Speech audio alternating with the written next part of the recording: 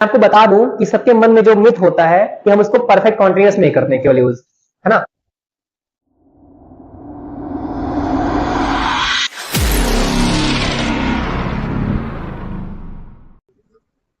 So, hello and welcome अच्छा party, good morning to all, this is Vikas sir and welcome to my YouTube channel career changer Vikas sir. तो आज अच्छा party हम लोग पढ़ने वाले हैं यूजेस ऑफ फॉर, यानी कि इंग्लिश में फॉर के यूज हम कहां करते हैं, आज हम ये देखने वाले हैं।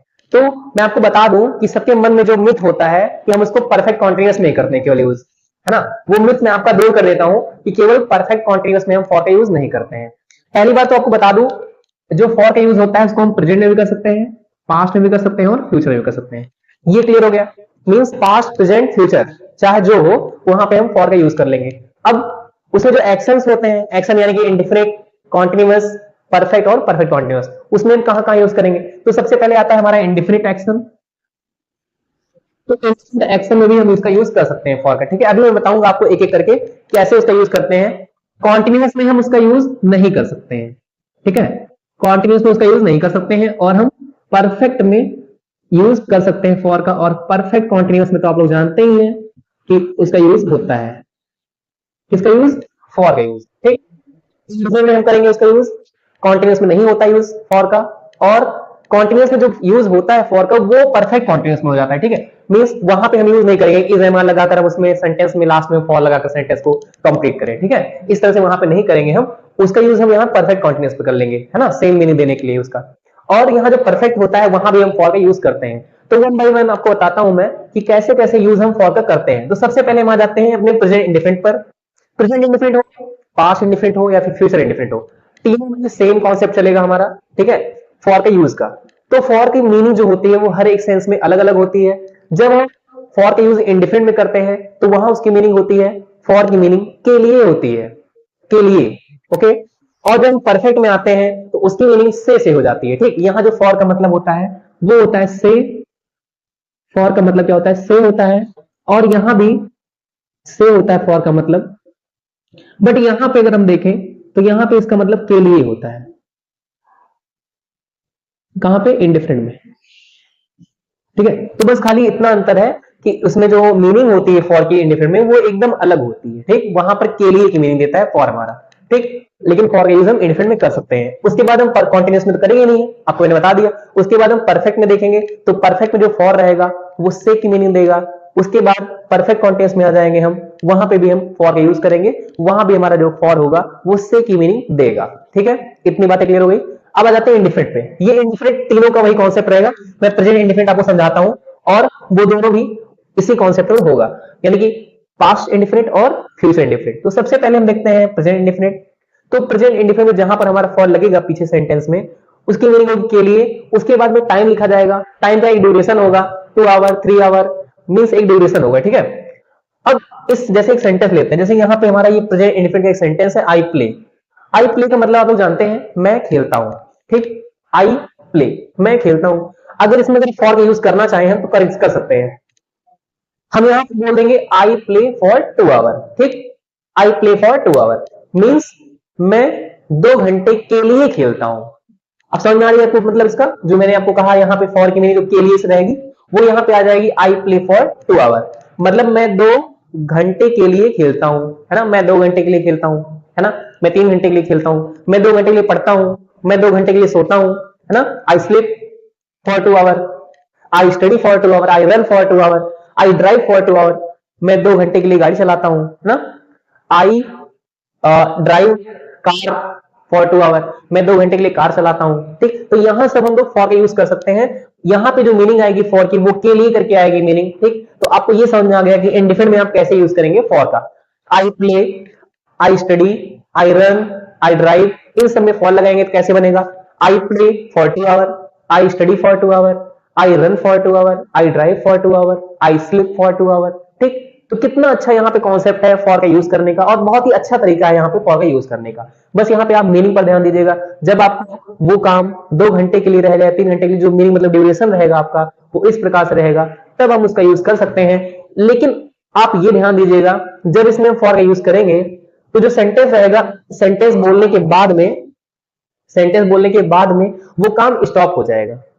ना, वो काम क्या हो जाएगा, स्टॉप हो जाएगा। मींस यहाँ आफ्टर दिस, इसके बाद क्या होगा, एक्शन जो हम कर रहे होंगे वो स्टॉप हो जाएगा। जैसे मैं 2 घंटे के लिए पढ़ता हूं, मैं 2 घंटे के लिए पढ़ता हूं, तो मैं ऐसे जब बोल रहा हूं मैं 2 घंटे के लिए पढ़ता हूं, तो 2 घंटे पढ़ने के बाद हमारा काम खत्म हो जाएगा। ठीक, मैं 2 घंटे के लिए पढ़ता हूं, सेंटेंस ओवर हो गया यहीं पे। ठीक, मैं 2 घंटे के लिए पढ़ता हूं, मैं 2 घंटे के लिए खेलता हूं, मैं 2 घंटे के लिए सोता हूं, मैं 2 घंटे के लिए खेलता हूं। ठीक, तो इस तरह से सेंटेंस, इस सेंटेंस को बोलने के बाद में हमारा जो वर्क होगा वो रुक जाएगा, यानी कि एक्शन हमारा रुक जाएगा। तो ऐसे सेंटेंसेस में जहां पे, या फिर ऐसी कंडीशंस में जब हमारा जो काम है वो रुक जाता है, 2 घंटे के लिए होता है, या 3 घंटे के लिए होता है, 10 घंटे के लिए होता है, 20 घंटे के लिए होता है, उसके बाद रुक जाता है, तो वहां पे हम फॉर का यूज करते हैं।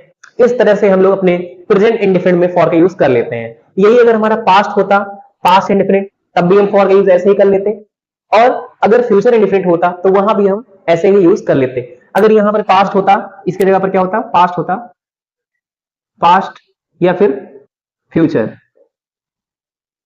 ठीक है, अगर प्रेजेंट इंडिफिनिट था तो समझ आ गया आप लोग को। पास्ट इंडिफिनिट होता तब कैसे होता, तो यहां क्या जाता, आई प्लेड, क्योंकि आप जानते हैं पास्ट इंडिफिनिट में वर्ब की सेकंड फॉर्म लगती है, तो यहां पे क्या हो जाएगा, I played. Are you getting my point, I played. यहां पे कैसे बोलेंगे हम, आई प्लेड फॉर 2 आवर, मैं 2 घंटे के लिए खेलता था, मैं 2 घंटे के लिए खेलता था। आपको बहुत ही अच्छी क्लियरिटी आ रही होगी, पास्ट में भी कोई भी बहुत बड़ी दिक्कत नहीं है, बहुत ही आसानी से हमें सेंटेंस समझ में आ गया। और अगर फ्यूचर में आ जाते हैं तो वहां पे आप जानते हैं विल और सेल का यूज करते हैं। आई और वी के लिए हम नॉर्मली अगर यूज करते हैं तो सेल यूज करते हैं, तो यहां पे बोलेंगे I shall play, I shall play, I shall play for 2 hour, मैं 2 घंटे के लिए खेलूंगा। फिर काम खत्म हो जाएगा हमारा, है ना, यहाँ एक्शन हमारा स्टॉप हो जाएगा ना। वो हमारा फ्यूचर में भी वैसे जाएगा, पास्ट में भी वैसे जाएगा और फ्यूचर में भी वैसे जाएगा। तो आपको पूरा पूरा कॉन्सेप्ट समझ में आ गया कि प्रेजेंट इंडिफिनिट में हम कैसे यूज करेंगे, और पास्ट इंडिफिनिट में कैसे करेंगे यूज, और फ्यूचर इंडिफिनिट में कैसे यूज करेंगे फॉर का। ये क्लियरिटी आपको बहुत ही अच्छे से समझ में आ गई होगी। ठीक है, मैंने आपको सेंटेंस से बहुत अच्छे से समझा दिया। अब थोड़ा सा सारे सेंटेंस हम कंबाइन करके समझाते हैं आपको, जैसे पास्ट होता, चाहे प्रेजेंट होता, चाहे फ्यूचर होता, सब में हम मिक्स करके सेंटेंसेस आपको बोल के समझाते हैं। देखिए, I play for 2 hour, I study for 2 hour, I run for 2 hour, I drive for 2 hour. ये सारे हमारे हो गए प्रेजेंट इंडेफिनिट सेंटेंसेस। अगर आ जाते हैं पास्ट पे तो ऐसे हो जाएगा, I played, second form, I played for 2 hour, I studied for 2 hour, I ran for 2 hour, I drive for 2 hour. Drive drove होता है, ठीक है, ड्रोव होती है सेकेंड फॉर्म ड्राइव की, तो I drove, I drove for 2 hour. ठीक है, अगर हम आ जाते हैं फ्यूचर पे, फ्यूचर इंडिफिनिट में, तो आप जानते हैं विल या फिर सेल यूज करते हैं, बट हमारे पास अगर आई लेते हैं हम, तो आई के साथ सेल यूज करते हैं नॉर्मली, तो हम कह सकते हैं I shall play, I shall play for 2 hour, I shall study for 2 hour, I shall run for 2 hour, I shall drive for 2 hour. Okay, are you getting my point.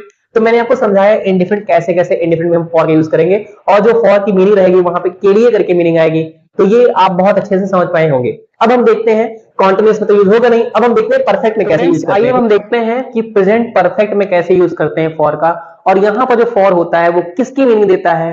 यहाँ पे जो फॉर होता है वो से की मीनिंग देता है, उसके बाद में टाइम होता है, टाइम कुछ भी हो सकता है, 3 ईयर, 4 ईयर, 2 आवर, 3 आवर, कुछ भी समथिंग हो सकता है। मैं समझाऊंगा एग्जांपल से तो आपको अच्छे से समझ में आएगा।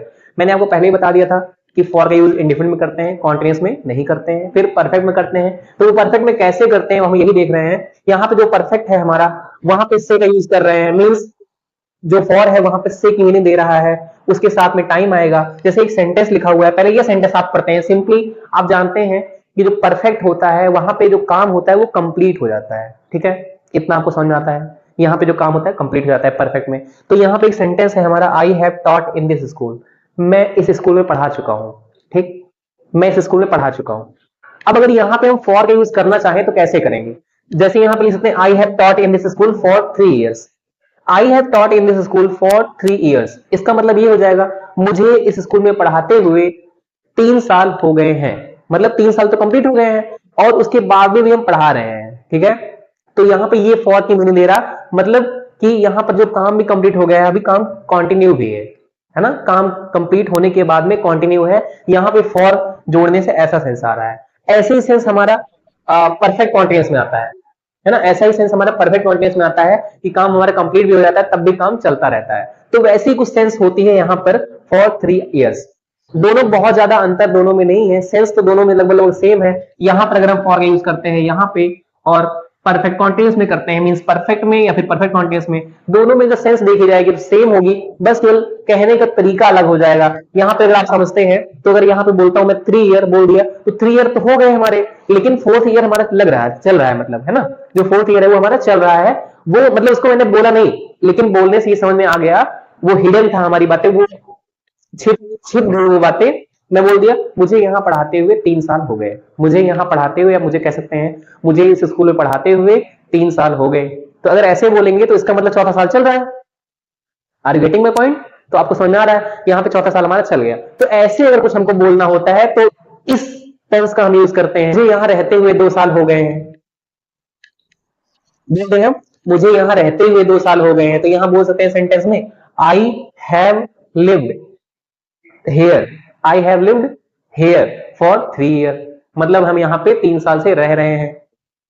या फिर हम कहते हैं हम यहाँ पे 3 साल से हमें रहते हुए हो गया, हमें यहाँ 3 साल रहते हुए हो गया।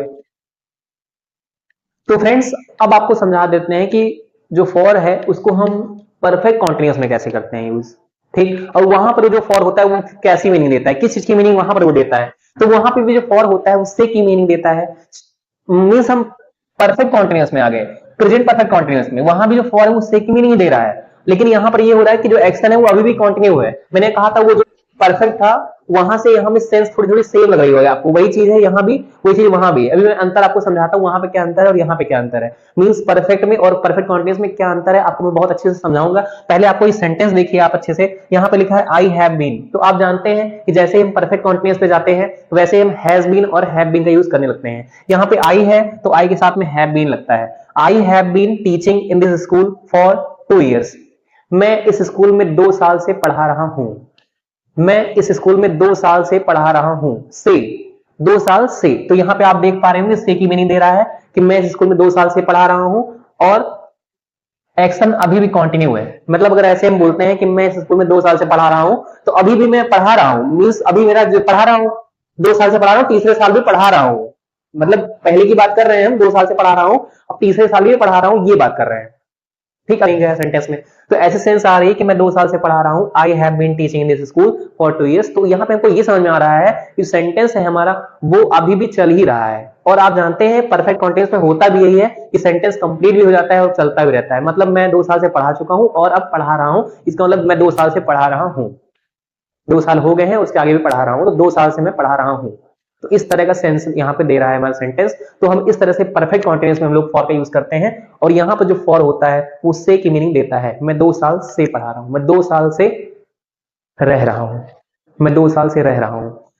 आई have been living here, I have been living here, I have been living in Faizabad, I have been living in Ayodhya for 2 years, ठीक। तो इस तरह से अब मैं बता दूं जो परफेक्ट होता है और परफेक्ट कॉन्टिन्यूस में अंतर हम कैसे समझ सकते हैं।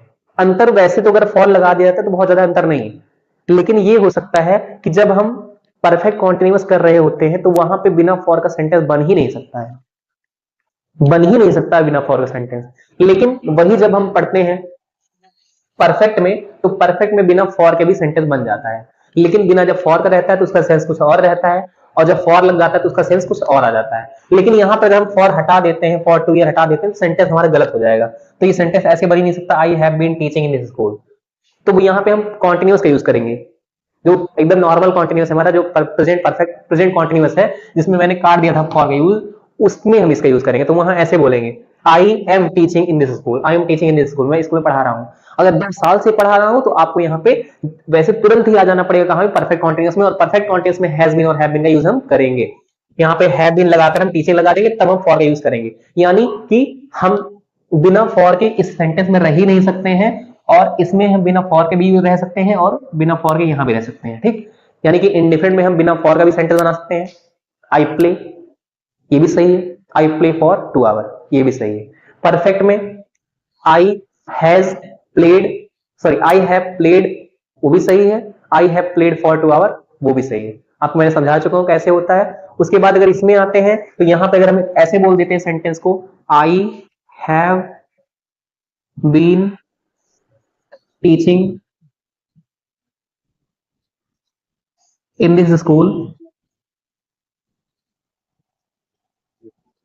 तो ये सेंटेंस गलत हो गया आपका, ठीक है, और ये सेंटेंस आपका सही हो गया, क्योंकि परफेक्ट कॉन्टिन्यूस में आपको फॉर लगाना नेसेसरी है, यहाँ पे फॉर लगेगा, ठीक। लेकिन परफेक्ट में कोई जरूरी फॉर का नहीं है, वहां फॉर आप लगा भी सकते हैं, फॉर नहीं लगाएंगे, बस खाली यही होगा जब फॉर लगाएंगे तो उसका मतलब कुछ और हो जाएगा और फॉर नहीं लगाएंगे तो उसका मतलब कुछ और। वैसे ही इंडिफिनिट में होता है, वहां पे फॉर लगाते हैं तो उसका मतलब कुछ और हो जाता है और फॉर नहीं लगाते हैं तो उसका मतलब कुछ और हो जाता है। लेकिन वैसे जैसे हम कॉन्टिन्यूस में आते हैं तो कॉन्टिन्यूस में हम फॉर लगा ही नहीं सकते हैं, ठीक, वहां हम फॉर लगा ही नहीं सकते हैं। मतलब परफेक्ट कॉन्टिन्यूस में हम फॉर लगाना जरूरी है और केवल कॉन्टिन्यूस में फॉर लगा ही नहीं सकते हैं, मतलब दोनों एकदम अपोजिट है ना। कॉन्टिन्यूस में आप लगा नहीं सकते हो और परफेक्ट कॉन्टिन्यूस में आप बिना लगाए रह नहीं सकते हो, ठीक। तो इस तरह से आज मैंने आपको बताया कि फॉर का यूज कैसे करते हैं किसी भी सेंटेंस में, चाहे वो प्रेजेंट हो, चाहे पास्ट हो, चाहे फ्यूचर हो। यहां भी आप फ्यूचर दे सकते हो, कोई दिक्कत नहीं है, यहाँ पे पास्ट भी दे सकते हैं आप, पास्ट और फ्यूचर भी दे सकते हैं, कोई भी दिक्कत इसमें नहीं है।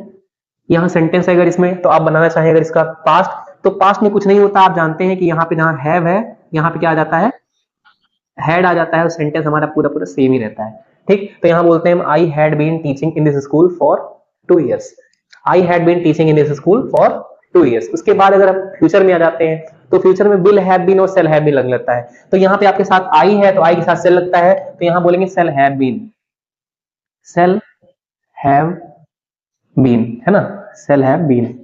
तो इस तरह का सेंटेंस यहाँ बनता है आपका, I shall have been teaching in this school for 2 years। लेकिन आप यहाँ देख रहे हैं यहाँ तो गलत ही होगा, हमारे यहाँ पे लगाने कोई मतलब ही नहीं, आई हैड बीन टीचिंग, जैसे यहाँ पे प्रेजेंट में गलत हो गया वैसे पास्ट में भी गलत हो जाएगा, I had been teaching in this school ये गलत है सेंटेंस, है ना। और I shall have been teaching in this school वो भी गलत है, जब तक फॉर लगेगा नहीं तब तक सेंटेंस सही नहीं होगा।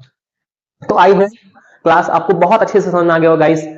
इस लेक्चर से आपको बहुत ही अच्छे से क्लियरिटी आई होगी कि फॉर का यूज हम कैसे कैसे कर सकते हैं और कहां कहां कर सकते हैं किसी भी सेंटेंस में, फिर कैसी कैसी मेंटालिटी से उसको यूज कर सकते हैं और कैसी कैसे वो हम लोग को सेंस देगा फॉर, है ना। अलग अलग जगह पर फॉर अलग अलग मीनिंग देगा, जैसे मैंने बताया था आपको, यहाँ जब इंडेफिनिट में उसका यूज करेंगे तो वही फॉर हमारा के लिए की मीनिंग देगा, और जैसे ही परफेक्ट में आएंगे वहां पे उससे की मीनिंग देने लगेगा, और जैसे ही परफेक्ट कॉन्टिन्यूस में आएंगे वैसे ही फिर से उससे की मीनिंग देने लगेगा। और कॉन्टिन्यूस केवल अगर नॉर्मल कॉन्टिन्यूस है, नॉर्मल कॉन्टिन्यूस, तो वहां पे आप फॉर का यूज कर ही नहीं सकते हैं, ठीक है। तो क्लास आई होप आपको बहुत अच्छे समझ में आ गया होगा, और हमारे इस चैनल को आप सब्सक्राइब करिए और अच्छे से इसको शेयर भी करिए, ताकि ये जो फॉर का यूज है ये और लोग इसको समझ सके और कैसे यूज करते हैं फॉर का किसी भी सेंटेंस में वो समझ सके। और जो मिथ होता है लोगों का परफेक्ट कॉन्टिन्यूस में फॉर का यूज करते हैं, एकदम याद कर लेते हैं, रट डालते हैं, तो वो मिथ भी हम खत्म कर सके सब बच्चों के अंदर से, ठीक है। Thank you class.